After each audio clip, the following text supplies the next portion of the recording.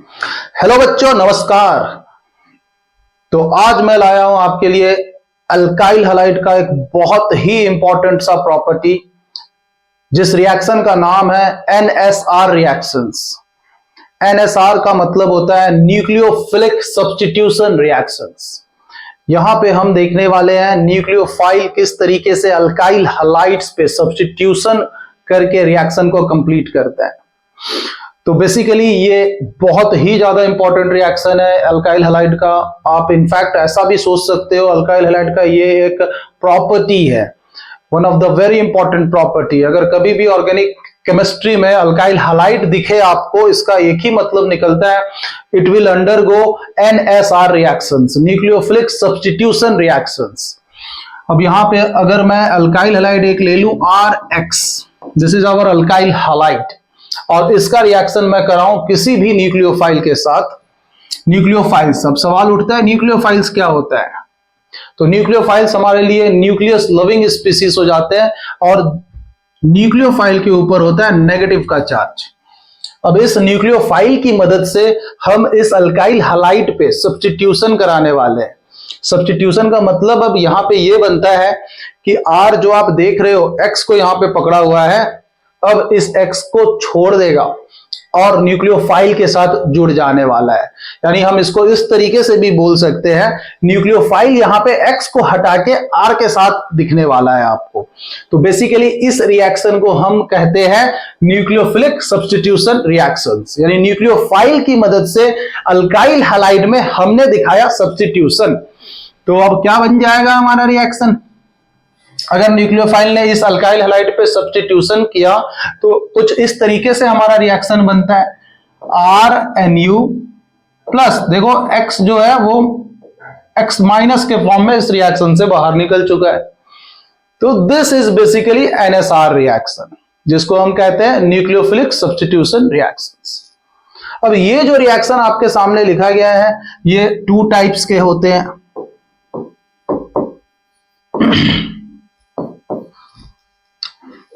First type is SN1, जिसको हम लोग न्यूक्लियोफिलिक सब्स्टिट्यूशन यूनिमॉलिक्यूलर रिएक्शन नाम से भी जानते हैं।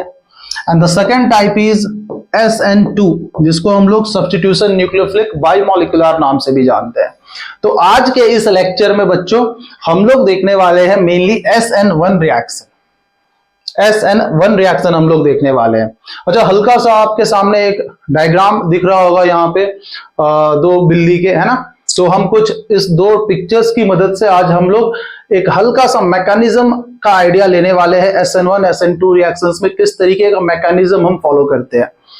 तो अगर आप इन 2 पिक्चर्स को ध्यान से देखेंगे तो आप देख सकते हैं यहाँ पे ये फर्स्ट पिक्चर है, ये भी फर्स्ट पिक्चर है, आप देख लो, ये सेकंड है, थर्ड है, राइट। अच्छा, अगर हम यहाँ पे गौर से देखें तो इन दोनों फर्स्ट पिक्चर में आपको कुछ भी चेंजेस नजर नहीं आ रहा होगा। फिर आप फर्स्ट पिक्चर के बाद एक पल के लिए सेकंड पिक्चर को ना देखें, आप इस थर्ड पिक्चर को नजर डालें। इस थर्ड पिक्चर में भी देखो आपको कोई खास चेंजेस नजर नहीं आ रहा है। तो जो भी कहानी अब इस रिएक्शन में छुपा हुआ है वो जुड़ा है इस सेकंड पिक्चर के साथ। अब कहानी को कुछ इस तरीके से समझते हैं हम लोग, ध्यान से देखें। पीली वाली बिल्ली का नाम मैं न्यूक्लियोफाइल रख दे रहा, ठीक है। और ये जो आप देख रहे हो ये टब, इस टब को मैं R से डिनोट कर दे रहा, और ये जो आपको दिख रहा है मोटी वाली बिल्ली, इसको मैं X मान ले रहा, है ना। क्लियर है? सेम नीचे वाले डायग्राम में भी मैं वही नोटिफिकेशन ले रहा। इस पीली वाली बिल्ली को मैं न्यूक्लियोफाइल मान ले रहा, इस टब को मैं R और इसको मैं X मान ले रहा, है ना। तो जैसा कि मैंने आपको कहा कि पहली पिक्चर में कुछ खास डिफरेंस नजर नहीं आ रहा है, तीसरी पिक्चर में भी कुछ खास डिफरेंस नजर नहीं आ रहा है, जो डिफरेंस नजर आ रहा है वो है सेकंड पिक्चर में। तो अब सीन कुछ इस तरीके से बनता है, ध्यान से देखें। R ने X के साथ यहां पे बहुत अच्छे तरीके से बॉन्ड बना रखा है, यहां भी बहुत अच्छे तरीके से बॉन्ड बना रखा है। थर्ड पिक्चर में सीधा आ जाए, अब पिक्चर नंबर 3 में, तो यहां पे क्या देखने मिल रहा है, अब ये जो न्यूक्लियोफाइल है ये देखो X को पूरी तरीके से हटा चुका है।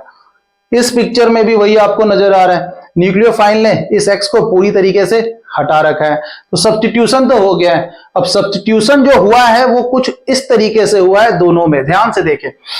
पहले वाले मेथड में आपको सब्स्टिट्यूशन कुछ इस प्रकार से नजर आएगा। देखो ये जो पीली वाली बिल्ली है, न्यूक्लियोफाइल जो है, ये पूरी शांत तरीके से अपने जगह पे खड़ी है।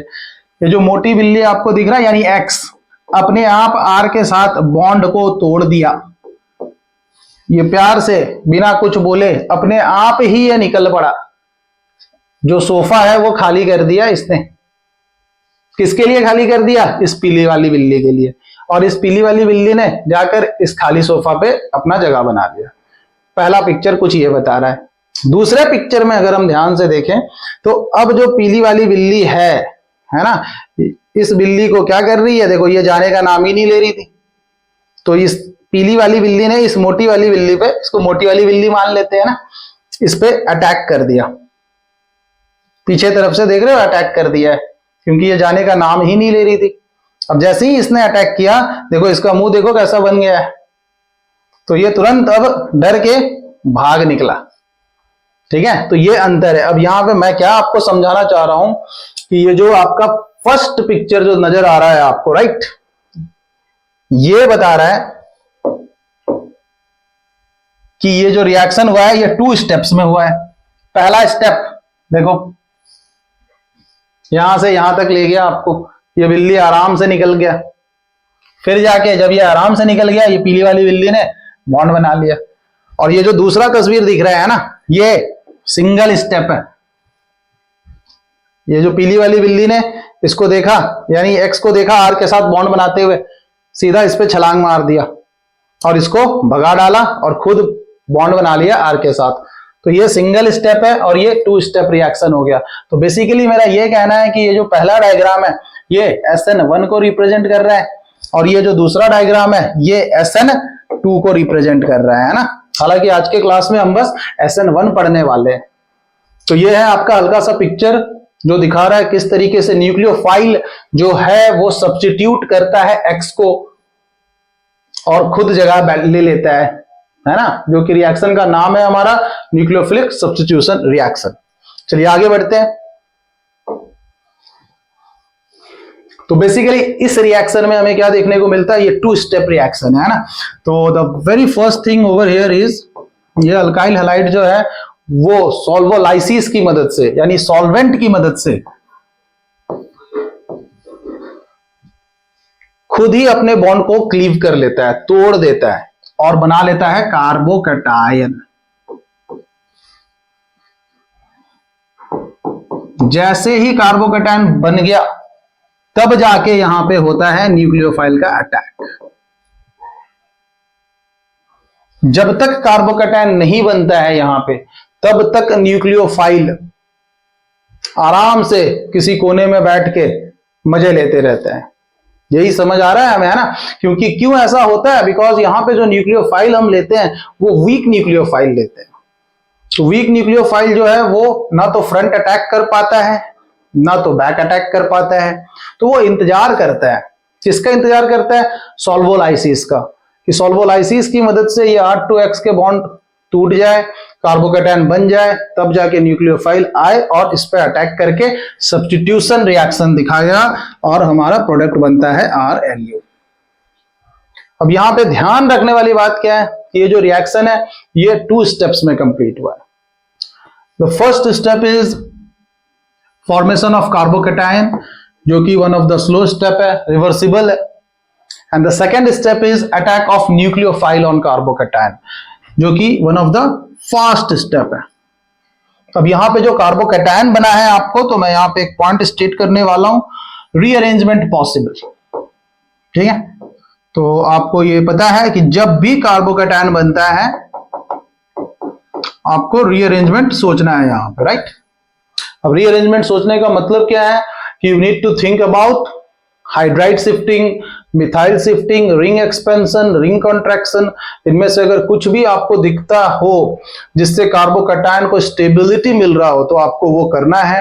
एंड देन आपको न्यूक्लियोफाइल का अटैक कराना है कार्बोकैटायन में। तो कभी भी ऑर्गेनिक केमिस्ट्री में आपको कार्बोकैटायन बनता हुआ दिखे मीन्स रीअरेंजमेंट पॉसिबल है उस रिएक्शन में, राइट। तो फिलहाल हम देखते हैं SN1 में, ये हमारा स्लो स्टेप हो गया, ये मेरा फास्ट स्टेप हो गया। स्लोएस्ट स्टेप को हम बोलते हैं RDS, रेट डिटरमाइनिंग स्टेप। इसी रिएक्शन की मदद से हम रेट लॉ लिखेंगे आगे चलकर।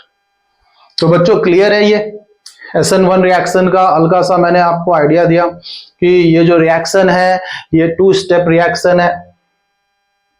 ये रिएक्शन कार्बोकैटायन बनते हुए आगे बढ़ता है। इस रिएक्शन में न्यूक्लियोफाइल पहले अटैक नहीं करता है, पहले सॉल्वोलाइसिस की मदद से कार्बोकैटायन का फॉर्मेशन होता है, देन न्यूक्लियोफाइल का अटैक होकर सब्स्टिट्यूशन किया जाता है इन रिएक्शंस में। इसीलिए इन रिएक्शंस का नाम हम कहते हैं SN1 रिएक्शंस। क्योंकि आप अगर ध्यान से देखो बच्चों इस रिएक्शन में, तो यहां पे आपका रिएक्शन का मॉलिक्यूलरिटी देखो, यही मेरा सबसे स्लोएस्ट स्टेप है ना। तो यहाँ पे कितने मॉलिक्यूल्स पार्टिसिपेट कर रहे हैं? एक ही पार्टिसिपेट कर रहा है। तो रिएक्शन का मॉलिक्यूलरिटी भी अगर हम देखें तो यहाँ पे 1 है। और अगर मैं इस स्टेप को लेकर रेट लॉ लिखने जाऊं तो मैं ये बोल सकता हूं, rate of this reaction is equals to rate constant के and multiplied with concentration of substrate. और मेरा जो सबस्ट्रेट है यहाँ पे वो है अल्काइल हैलाइड यानी RX, और जो इसका ऑर्डर आया था एक्सपेरिमेंटली वो है 1, है कि नहीं। तो सिंस इस रिएक्शन का मॉलिक्यूलरिटी भी 1 है और ऑर्डर भी 1 है, तो इस रिएक्शन को हम बोलते हैं SN1 रिएक्शन। और यही चीज आपको अभी मैंने पिक्चर से भी समझाने की कोशिश की थी थोड़ी देर पहले, है ना। तो जैसा कि आपने देखा था यहाँ पे ये जो पिक्चर दिख रहा है ये SN1 का ही दिख रहा है। यहाँ पे ये रहा न्यूक्लियोफाइल, ये रहा R, ये रहा X। ये देखो R ने X के साथ बॉन्ड बना रखा है, न्यूक्लियोफाइल ने कुछ नहीं किया, यहाँ पे बस बैठ के देख रहा है। देखो अपने आप X ने बॉन्ड तोड़ लिया R के साथ, ये बॉन्ड तोड़ लिया अपने आप ये मोटी वाली बिल्ली उठ के भाग गई, R खाली हो गया, कार्बोकैटायन बन गया, है ना। अब जैसे ही खाली हो गया, अब ये जो बिल्ली है आके आराम से यहाँ पे लेट चुकी है। तो इसी चीज को मैं आपको समझाने की कोशिश कर रहा हूं जो रिएक्शन में दिया गया है इस पिक्चर के तरफ से, है ना। जैसा कि आपको दिख रहा है यहाँ पे ना, देखो RX है, सॉल्वोलाइसिस की मदद से, है ना, पोलार प्रोटिक सॉल्वेंट यहाँ पे हम इस्तेमाल करते हैं। SN1 रिएक्शन है, यहाँ पे हम लोग पोलार प्रोटिक सॉल्वेंट का इस्तेमाल करते हैं। उसकी मदद से कार्बोकैटायन बना लिया, न्यूक्लियोफाइल का अटैक हुआ और हमारा सब्स्टिट्यूशन हो गया। चलिए अब आगे बढ़ते हैं, SN1 के कुछ इंपॉर्टेंट पॉइंट्स को हम लोग डिस्कशन करते हैं।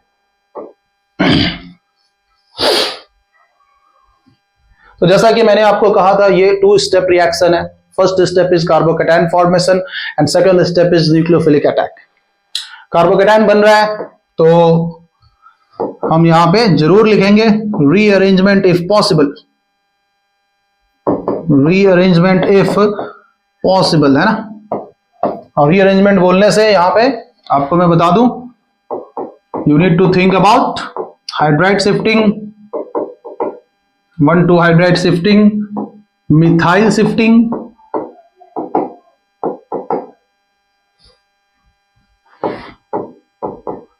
Ring expansion and ring contraction.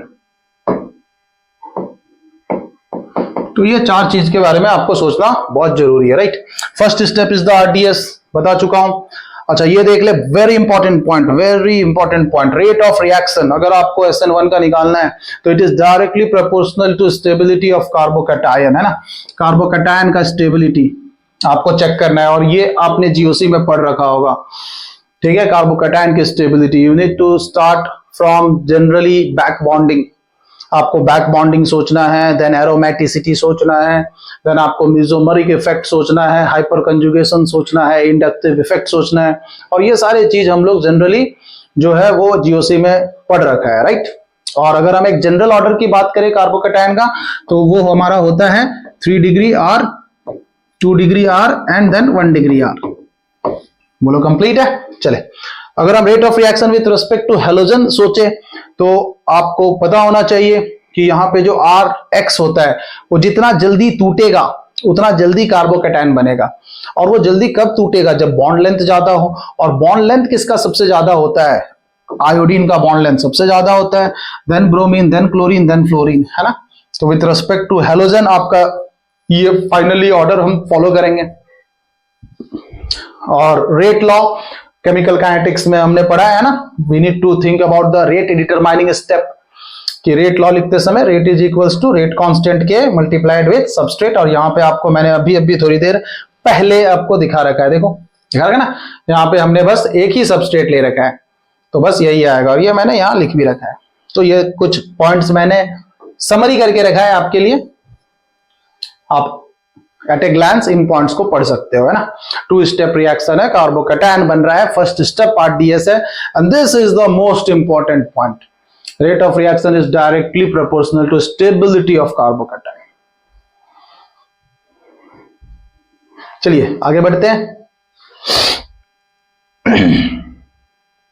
तो एक छोटा सा सवाल, तो ये हमारा अल्काइल हैलाइड है, RX है। अब यहां पे मैं रिएजेंट ले रहा हूं H2O, वाटर, राइट। तो अब करना है इस सवाल को। तो जैसे ही हमने वाटर देखा, देखो वाटर जो है वो एक सॉल्वेंट है, और अगर सॉल्वेंट ही न्यूक्लियोफाइल के जैसा बिहेव करे, मींस सॉल्वोलाइसिस हो रहा है वहां पे, ध्यान रखना इस पॉइंट्स का, है ना। सॉल्वेंट्स ही अगर न्यूक्लियोफाइल के जैसा बिहेव करे हमारे रिएक्शन में, मतलब सॉल्वोलाइसिस हो रहा है वहां पे, और वहां पे मेनली हमें SN1 रिएक्शन फॉलो करना पड़ता है। क्या फॉलो करना पड़ता है? SN1 रिएक्शन, और SN1 reaction proceeds via carbocation formation.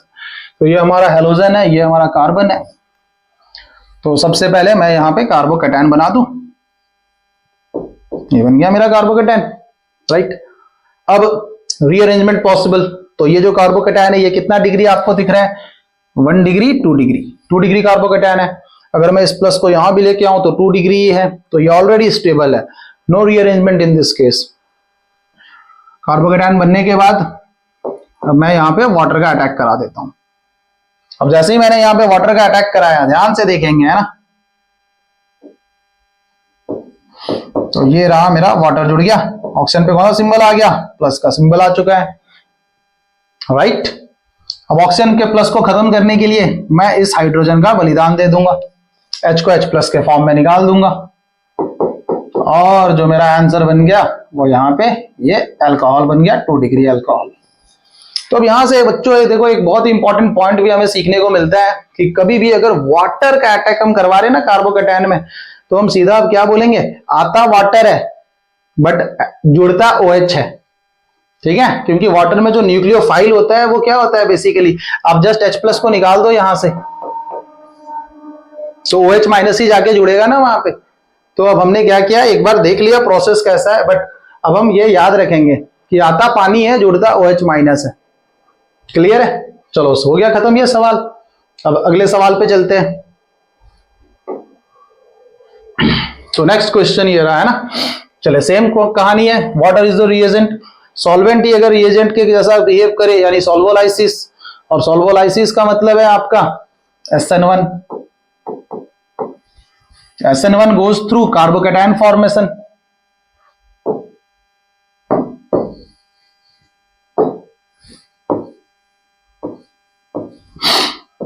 तो ये रहा, ये मैंने कार्बोकैटायन बना दिया।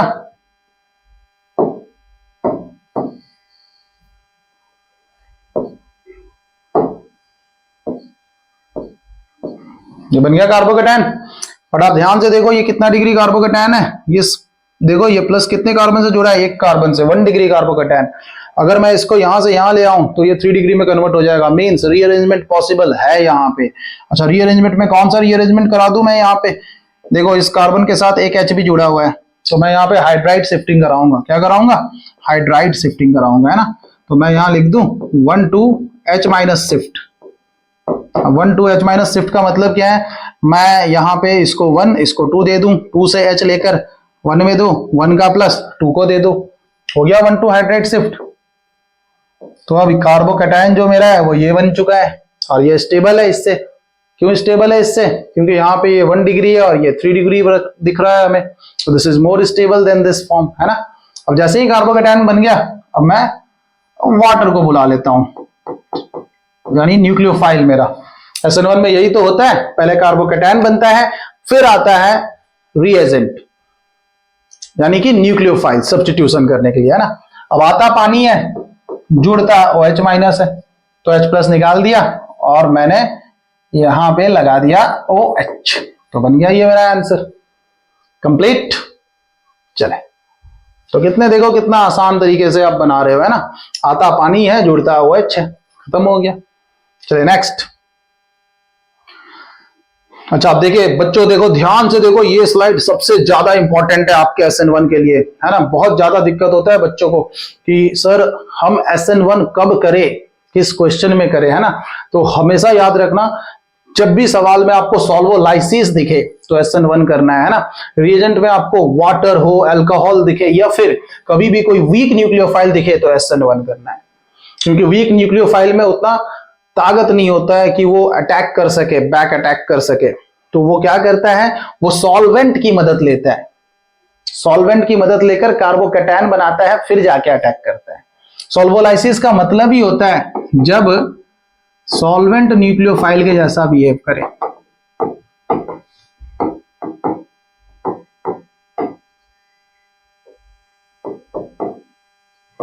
ठीक है बच्चों, जब सॉल्वेंट न्यूक्लियोफाइल जैसा बिहेव करेगा तो उसे बोलते हैं solvolysis. Second point, the most important point, पूरे अल्काइल हैलाइड में देखना, अगर 3 डिग्री कार्बोकैटायन बन रहा है ना, तो वो हमेशा SN1 ही जाता है। 3 degree carbocation always undergoes SN1।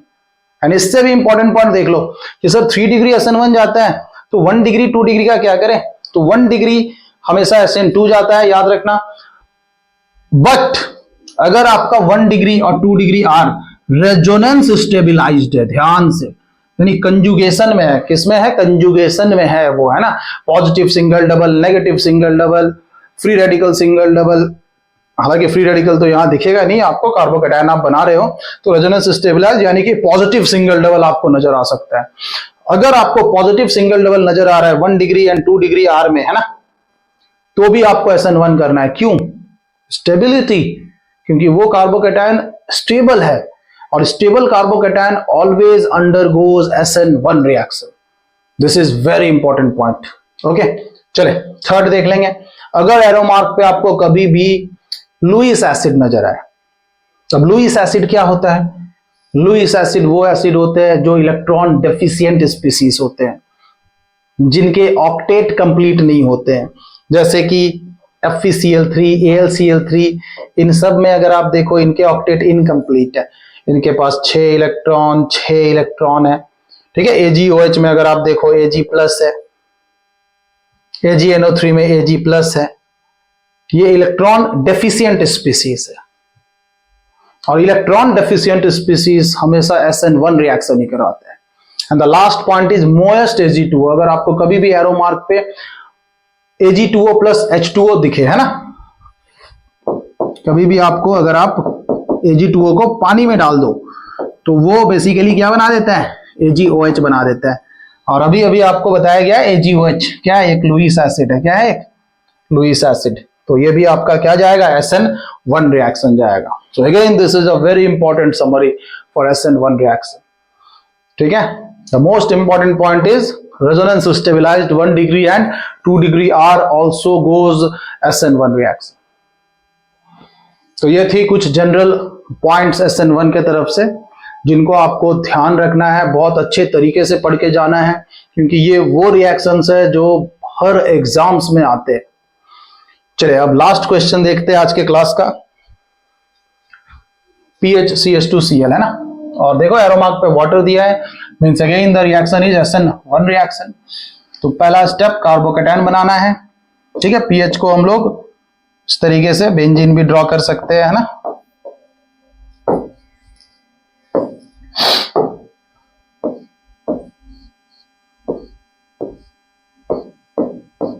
PHCH2 plus carbocation बना दिया।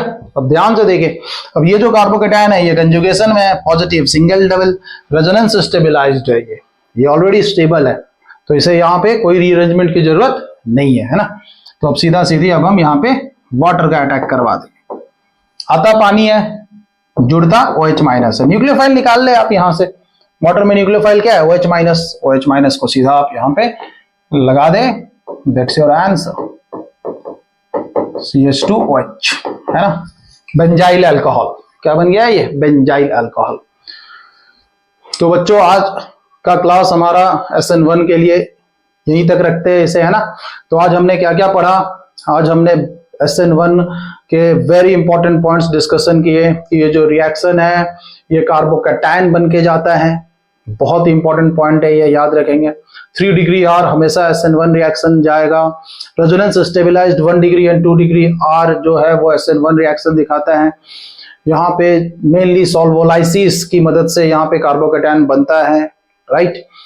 जो सॉल्वेंट का हम इस्तेमाल करते हैं वो पोलार प्रोटिक सॉल्वेंट हम लेते हैं SN1 के केस में। SN1 के रेस्पेक्ट में स्टीरियो केमिस्ट्री भी हम देखेंगे, कायरल कार्बन के मदद से हम रेसिमिक मिक्सचर बना के हम लोग इसको और भी डिटेल में पढ़ेंगे आने वाले लेक्चर्स में, है ना। तो आज के लिए इतनी रखते हैं, होप सो ये आपको पसंद आया हो। चलिए मिलते हैं अगले लेक्चर में, till then thank you, goodbye, take care.